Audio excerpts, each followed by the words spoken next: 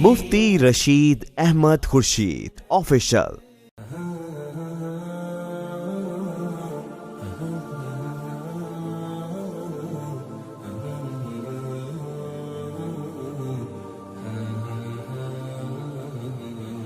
बिस्मिल्लाहिर्रहमानिर्रहीम नहमदुहु व नसल्ली अला रसूलिहिल करीम अम्मा बाद। नमाज कोर्स का आज हमारा तीसरा सेशन है इंशाअल्लाह, और ये पूरा कोर्स इसके अंदर हम नमाज के मुख्तलिफ़ मसाइल भी सीख रहे हैं और नमाज के अंदर जो दुआएं पढ़ी जाती हैं उसका तर्जुमा और तशरीह भी। सबसे पहले आज के सबक में खुशू खुजू हासिल करने का एक तरीक़ा कि नमाज में ज़्यादा तवज्जो कैसे हासिल हो सकती है, तो उसका एक अहम तरीक़ा ये है कि जो नमाज़ें घर में पढ़ी जाती हैं, मिसाल के तौर पर औरतें तो घर में ही नमाज़ पढ़ती हैं, और मर्दों को भी ये हुक्म है कि जो नफिल और सुन्नत नमाज़ें वो घर में ही पढ़ी जाए। हदीस शरीफ में आता है ना, रसूलुल्लाह सल्लल्लाहु अलैहि वसल्लम ने इरशाद फरमाया कि अपने घरों को कब्रिस्तान ना बनाओ। मतलब ये कि अपने घरों के अंदर भी नमाज़ पढ़ा करो। इसीलिए हुक्म ये है कि जो नमाज से पहले की सुन्नतें हैं, नमाज के बाद की सुन्नतें हैं, अफजल और बेहतर ये है कि वो घर में पढ़ी जाएँ। हाँ, एक सूरत है कि अगर नमाज़ पढ़ने के बाद आपको ये लगता है कि मैं मस्जिद से निकलूँगा और घर भी नहीं जा सकूँगा, सुन्नतें मेरी रह जाएंगी, फिर मस्जिद में पढ़ लेनी चाहिए। अदरवाइज़ जो आइडियल कंडीशन है, जो आइडियल सिचुएशन है इस्लाम की नज़र में, वो ये कि सुन्नतें और नवाफिल घर में पढ़ी जाएं। औरतें घर में नमाज़ पढ़ रही होती हैं, मर्द सुन्नत नवाफिल घर में पढ़ेंगे, इससे घर के अंदर नमाज का माहौल बनता है, बच्चे देख रहे होते हैं। तो नमाज में तवज्जो हासिल करने का एक तरीक़ा ये होता है कि आप किसी पुरसुकून जगह में खड़े हों, और ज़्यादा बेहतर तरीक़ा ये है कि घर के अंदर आप नमाज के लिए कोई पोर्शन ख़ास कर दें, कोई जगह ख़ास कर दें, कोई कमरा या कमरे का कोई ख़ास हिस्सा। आपने फेसबुक पे देखा होगा बहुत सारे लोगों ने घर में थोड़ी सी जगह बनाई होती है नमाज के लिए। आप उसको मस्जिद का नाम दे दें, कोई भी टाइटल दे दें, मुसल्ला कह दें कि भाई मिसाल के तौर पर ये 5 गज़ की जगह या 10 गज़ की जगह ये नमाज के लिए, वहाँ अच्छा सा कोई कालीन बिछा दिया, खुशबू लगा दी, कोई गुलदस्ते रख दिए, कोई इस तरह का वहाँ माहौल बना दिए कि वहाँ अंदर दाखिल होते ही आदमी को ये फ़ील हो कि यार ये इबादत की जगह है, या मैंने तिलावत करनी है, या मैंने नमाज़ पढ़नी है। तो अगर ऐसा कर सकें, घर के अंदर इतनी वुसअत है, तो ये सबसे आइडियल सिचुएशन है कि घर में कोई ऐसी जगह बना लें और बच्चों को भी बताएं, बच्चों को भी लगे कि भाई अब्बा ने या अम्मा ने ये जगह बनाई हुई है, यहाँ वो तिलावत करती हैं, यहाँ वो नमाज़ पढ़ती हैं। और अगर ये ना भी कर सकें तो कम से कम नमाज़ पढ़ने के लिए किसी ऐसी जगह का इंतखाब करें जहाँ बहुत ज़्यादा लोग बैठ के बातें ना कर रहे हों, शोर शराबा ना हो रहा हो, बहुत ज़्यादा जनाब पता चले सामने टीवी चल रहा है, या आप मुसल्ला बिछा के नमाज़ पढ़ने लग जाएं, ज़ाहिर तवज्जो कहाँ से हासिल होगी। तो कोशिश ये करनी चाहिए कि किसी पुरसुकून जगह में खड़े होकर नमाज़ पढ़ें, तो इससे भी अल्लाह ताला की ज़ात से उम्मीद है कि तवज्जो और खुशू और खुजू हासिल होगा। अच्छा, इसके बाद हम आते हैं नमाज के अंदर जो दुआएं पढ़ी जाती हैं उसका हम आज से समझें स्टार्ट कर रहे हैं कि नमाज के अंदर जो दुआएं पढ़ी जाती हैं उसका तर्जुमा तशरीह क्या है और किस तसव्वुर के साथ हम वो दुआएं पढ़ रहे होते हैं। तो नमाज का आगाज़ होता है अल्लाहु अकबर से। अल्लाहु अकबर का तर्जुमा क्या है? अल्लाह सबसे बड़ा है। अब अल्लाहु अकबर जब तकबीर तहरीमा हम पढ़ रहे होते हैं, इसको तकबीर तहरीमा कहते हैं, जिससे नमाज का आगाज़ होता है। अल्लाहु अकबर कहने वाला दर हकीकत जब वो हाथ उठा रहा होता है, तो हाथ कैसे उठाए जाते हैं उसकी तरफ हम बाद में आते हैं। अल्लाहु अकबर कहने वाला दर हकीकत इस बात का ऐलान कर रहा होता है कि अल्लाह सबसे बड़ा है, लिहाजा मैंने अल्लाह के हर हुक्म को तस्लीम करना है, इसलिए कि बड़े की बात मानी जाती है और जो सबसे बड़ा हो उसकी हर बात मानी जाएगी। और इसी के साथ साथ अल्लाहु अकबर कहने वाला इस बात का इकरार कर रहा होता है कि मेरी अक़ल, मेरी फ़हम, मेरा इल्म, मेरा तजर्बा, मेरा मुशाहदा वो बहुत कम है, और अल्लाह ताला की तरफ से जिस काम का हुक्म दिया जा रहा हो, जिस काम के करने या ना करने के बारे में इंस्ट्रक्शन और हिदायत दी जा रही हो, तो अल्लाह का जो हुक्म होगा वो मेरे लिए ज़्यादा बेहतर होगा, उसमें मेरे लिए ज़्यादा खैर होगी, इसलिए कि अल्लाह सबसे बड़ा है। अल्लाहु अकबर। आजकल का जो दौर है ये अक़ल परस्ती का दौर है। आजकल मुसलमान हर चीज़ में हिकमत तलाश करता है कि इसमें क्या हिकमत है, नमाज में क्या हिकमत है, कुर्बानी में क्या हिकमत है, हज में क्या हिकमत है। जनाब आप ज़कात दे रहे हैं, कुर्बानी कर रहे हैं, इससे तो बेहतर है आप किसी गरीब को खाना खिला दें, आप किसी के घर में जनाब राशन डलवा दें। ये सारी बातें जो हमारे माशरे में की जा रही होती हैं, इन सब का जवाब है अल्लाहु अकबर। भाई देखें, एक वालिद और एक बेटे की अक़ल में फ़र्क होता है ना।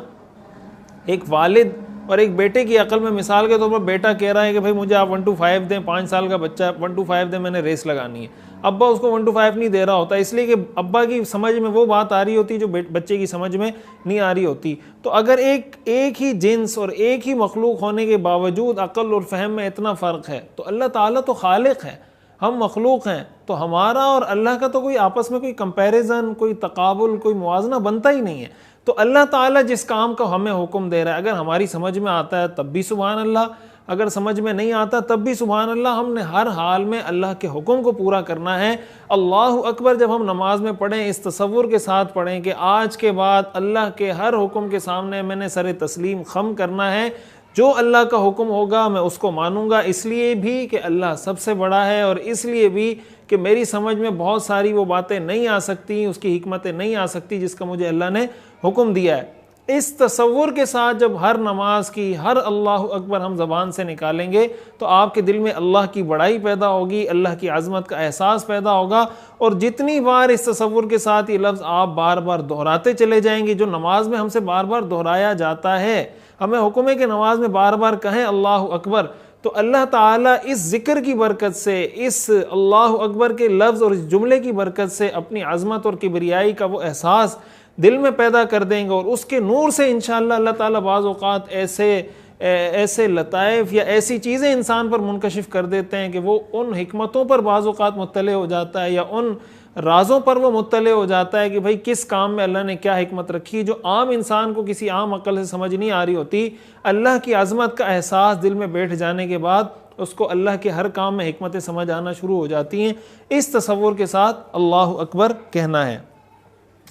अब इसके बाद हम आते हैं, जो मैंने आपको बताया कि इसको कहा जाता है तकबीर तहरीमा, जो शुरू में अल्लाहु अकबर कहा जाता है, यानी वो नमाज जिससे वो तकबीर जिससे नमाज शुरू हो जाती है और उसके बाद बहुत सारे वो काम जो हलाल थे वो हराम हो जाते हैं, इसको तकबीर तहरीमा कहते हैं। मिसाल के तौर पर बातचीत करना पहले हलाल था, अब हराम हो गया, खाना पीना हलाल था वो हराम हो गया, इसको कहते हैं तकबीर तहरीमा। अच्छा, दूसरी बात यह कि तकबीर तहरीमा का हुक्म शरीयत की नज़र में तकबीर तहरीमा कहना फ़र्ज़ है।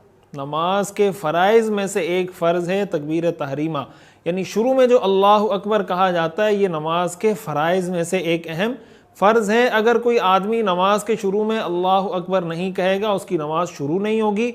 जब शुरू नहीं होगी तो नमाज ज़ाहिर होगी नहीं, दोबारा उसको नमाज पढ़नी पड़ेगी।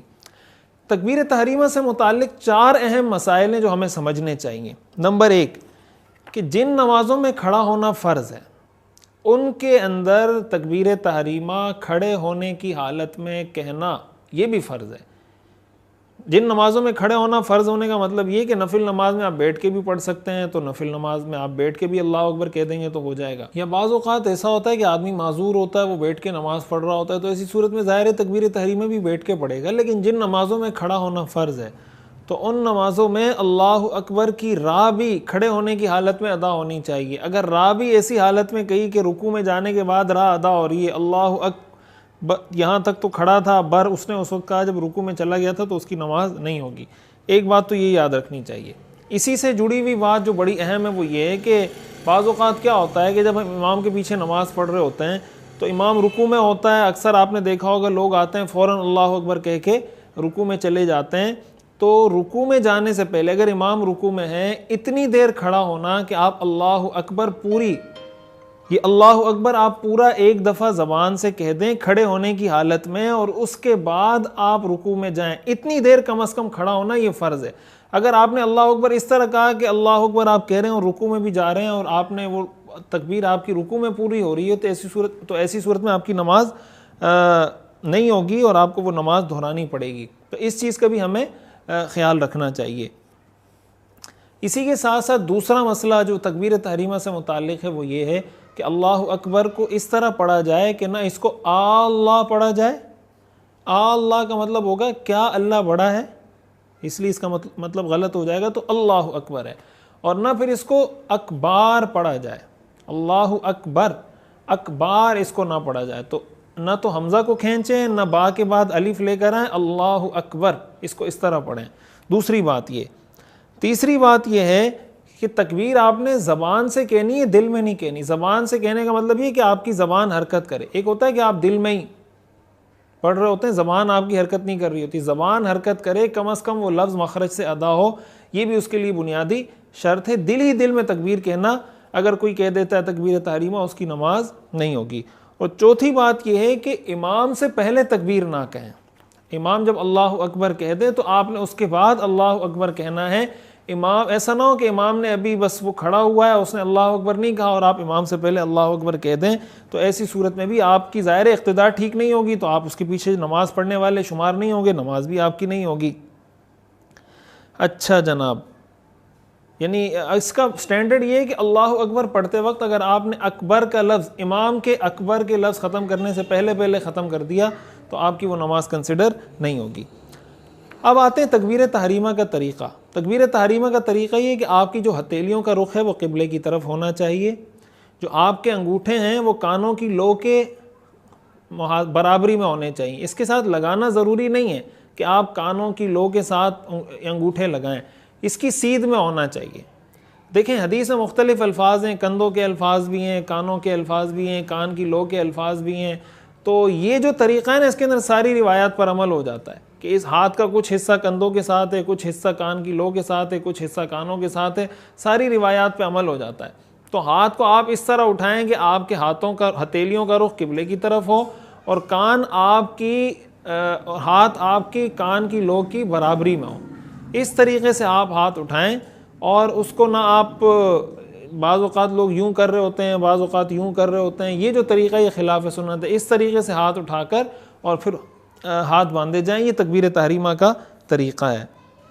ख़वातीन के लिए ज़्यादा बेहतर ये कि वो अगर ज़ाहिर दुपट्टा उन्होंने पहना होता है तो दुपट्टे से हाथ ना निकालें और ख़वातीन हाथ सीने तक उठाएंगी, ख़वातीन हाथ सीने तक, और जो मर्द हैं वो हाथ कानों तक उठाएंगे। ये तकबीर तहरीमा का तरीक़ा है। मर्द और औरत की नमाज में फ़र्क क्यों है, इसके दलाइल क्या हैं, इस पर इंशाल्लाह मैं इस कोर्स के आखिर में अलग से एक तफसीली क्लिप रिकॉर्ड करवा दूँगा उसके दलाइल के लिए, ताकि वो सारी चीज़ें क्लियर हो जाएँ। अच्छा, तकबीर तहरीमा कहते वक्त उसका बेहतर और अफजल तरीक़ा ये है कि पहले हाथ उठाएं और फिर अल्लाह अकबर कहें। यानी हाथ उठाते वक्त ना कहें अल्लाह अकबर, इस वक्त ना कहें, बल्कि हाथ यहाँ तक उठा लिए, उठाने के बाद अल्लाह अकबर कहें और फिर हाथ बांध लें। ये सबसे बेहतर तरीक़ा है। इसमें मुख्तलिफ़ तरीक़े फ़ुक़हा ने लिखे हैं, सबसे जो अफजल तरीक़ा है वो यही है कि हाथ उठा लें और हाथ उठाने के बाद अल्लाह अकबर कहकर हाथों को बांध लिया जाए। तकबीर तहरीमा कहते वक्त एक तो तकबीर तहरीमा अल्लाह अकबर का तसव्वुर है, फिर हम हाथ जब उठा रहे होते हैं, इसको आप ये समझें जैसे आपको कोई कहता है ना हैंड्स अप, आपको कोई एकदम कहता है कि भाई आपने हिलना नहीं है, आप बिल्कुल हाथ खड़े कर देते हैं, जैसे आप तलाशी दे रहे होते हैं या कुछ कर रहे होते हैं कि भाई आपने जो करना है कर लें। नमाज शुरू करते वक्त आदमी जब अल्लाह अकबर कह रहा होता है, इसका मतलब उसने दुनिया जहान की सारी चीज़ों को पसे पुश डाल दिया और अल्लाह के सामने वो हैंड्स अप होकर खड़ा हो गया कि अल्लाह जो आपका हुक्म होगा मैं आपके हुक्म के मुताबिक अपनी ज़िंदगी गुजारूंगा। इस तसव्वुर के साथ वो ये हाथ उठा रहा होता है और अल्लाह के सामने अपनी आजिज़ी का इजहार कर रहा होता है। तो जब तकबीर तहरीमा कहें, हाथ नमाज में उठाएं, इस तसव्वुर के साथ उठाएं, तो इंशाल्लाह आपकी नमाज के अंदर जो आपको इत्मीनान और तवज्जो की कैफियत है वो और ज़्यादा बेहतर तरीके से महसूस होगी। अच्छा, नमाज में हाथ बांधने का जो तरीक़ा है, तकबीर के बाद हाथों को छोड़े बग़ैर, मर्द हजरात, एक होता है ना कि आप अल्लाह अकबर कहें फिर हाथ छोड़ दें फिर बांध दें, तो तकबीर तहरीमा कहने के बाद हाथ छोड़ने नहीं है, तकबीर तहरीमा कहने के बाद हाथ फ़ौरन बांधने हैं। मर्दों के लिए अफजल ये है कि वो नाफ के नीचे हाथ बांधें और इस हथेली को अपनी इस बाएं हाथ के पुश्त पर रखें और इस तरीके से कि आप ये उंगली और ये उंगली इसको आप करके 3 उंगलियां यहाँ रख दें नाफ के नीचे, इस तरीके से हाथ बांध लिए जाएं। ये अफजल और बेहतर तरीक़ा है मर्दों के लिए। ख़वातीन अपना जो तकबीर तहरीमा कहने के बाद हाथ सीने पर बांधेंगी, यानी मर्द यहाँ हाथ बांधेंगे और ख़वातीन सीने के ऊपर हाथ बांधेंगी। ये मैंने पहले बता दिया कि मर्द और औरतों की नमाज में जो फ़र्क है, इसकी वजह क्या है, उसकी तफसील इंशाल्लाह इस कोर्स के आखिर में अलग से इंशाल्लाह एक क्लिप रिकॉर्ड करके उसमें मैं तफसील उसकी अर्ज़ कर दूँगा। अच्छा जनाब, अच्छा ये तो है तकबीर तहरीमा। आपको पता है नमाज में इसके अलावा भी बार बार अल्लाह अकबर अल्लाह अकबर अल्लाह अकबर कहा जा रहा होता है। कुछ उसके मसाइल भी मैं बता देता हूँ। उन तकबीरात को कहा जाता है तकबीरात इंतकाल। तकबीरात इंतकाल का मतलब एक रुकन से दूसरे रुकन में आप मुंतकिल हो रहे होते हैं, ये उसकी एक अलामत के तौर पर होता है। पहली बात ये कि ये तकबीरात इंतकाल हैं, ये सुन्नत हैं। सुन्नत होने का मतलब ये है कि इसके कहना चाहिए और यही सुन्नत तरीक़ा आप सल्लल्लाहु अलैहि वसल्लम से साबित है। लेकिन अगर कोई कहना भूल जाता है, नहीं कह पाता, तो ऐसी सूरत में उसकी नमाज पे असर नहीं पड़ेगा, उसकी नमाज हो जाएगी। तो इमाम ज़ाहिर है कि जब इमाम नमाज पढ़ा रहा हो उसको हुक्म है कि वो बुलंद आवाज़ से तकबीर कहे, जो मुक्तदी हैं वो आहिस्ता आवाज़ में तकबीर कह रहे होते हैं। अगर इमाम आहिस्ता आवाज़ में भी कह दे नमाज पे फिर भी कोई फ़र्क नहीं पड़ेगा, अगर ना कहे तब भी फ़र्क नहीं पड़ेगा। लेकिन जो तकबीर तहरीमा शुरू की है, तकबीर तहरीमा, उसका कहना फ़र्ज़ है। अच्छा जनाब, तकबीरात इंतकाल के बारे में एक बात ये याद रखनी चाहिए कि रुकू या सजदे के लिए झुकने के साथ ही तकबीर शुरू कर देनी चाहिए, और जब आप रुकू या सजदे में पहुँचें तो वो ख़त्म हो जानी चाहिए। बाज़ औक़ात ऐसा होता है, आपने भी देखा होगा कि अल्लाह अकबर कहना शुरू किया, वो रुकू में पहुँच चुका है, लोगों ने सुबहान रब्बियल अज़ीम भी पढ़ना शुरू कर दिया और उसकी अकबर ख़त्म नहीं हो रही होती, या वो सजदे में पहुँच चुका है, अल्लाह अकबर करके वो या मुख्तलिफ स्टाइल लोग कर रहे होते हैं। ये जो तरीक़ा ये ठीक नहीं है। तो अल्लाह अकबर जब आप रुकू के लिए झुके हैं, सजदे के लिए झुके हैं, तो अल्लाह अकबर कहना शुरू करें, रुकू में पहुँच जाएँ, सजदे में पहुँच जाएँ तो क्लोज़ अल्लाह अकबर वहाँ पर ख़त्म हो जाए। ये तरीक़ा है। बहुत ज़्यादा उसको खींचना ये खिलाफ सुन्नत भी है और गलत तरीक़ा भी है। अच्छा जनाब, और इसी के साथ साथ एक अहम बात, जब इंसान बार बार अल्लाह अकबर कह रहा होता है तो अल्लाह की अज़मत का एहसास, जैसे मैंने शुरू में बताया, तो हर अल्लाह अकबर के साथ अल्लाह की अज़मत और बड़ाई का एहसास और इस तसव्वुर के साथ कि अल्लाह सबसे बड़ा है, मैं ये कह रहा हूँ अल्लाह अकबर, इस तसव्वुर के साथ उसको अदा करें। नमाज में थोड़ी सी तवज्जो रखने की कोशिश करें, थोड़ा सा आप कंसंट्रेट करेंगे तो आपको पता चलेगा कि इस नमाज में आपको लुत्फ़ और सुकून कितना हासिल होता है। तो आज के हमारे सबक का ख़ुलासा ये कि हमने शुरू में खुशू और खुजू हासिल करने का एक तरीक़ा डिस्कस किया कि पुरसुकून जगह में नमाज़ पढ़ें, किसी ऐसी जगह को ख़ास कर लें जहाँ आप नमाज़ पढ़ें और आप वहाँ दाखिल होते ही आपको एक माहौल मिले।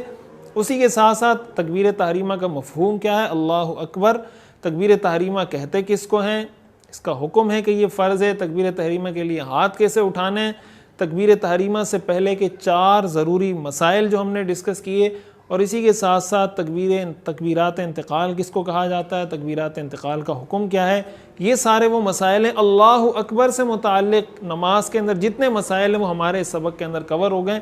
मज़ीद जो तफ़सील है इंशाअल्लाह उसको हम अगले सबक में डिस्कस करेंगे। आखिर दावाना अनिल हम्दुलिल्लाह।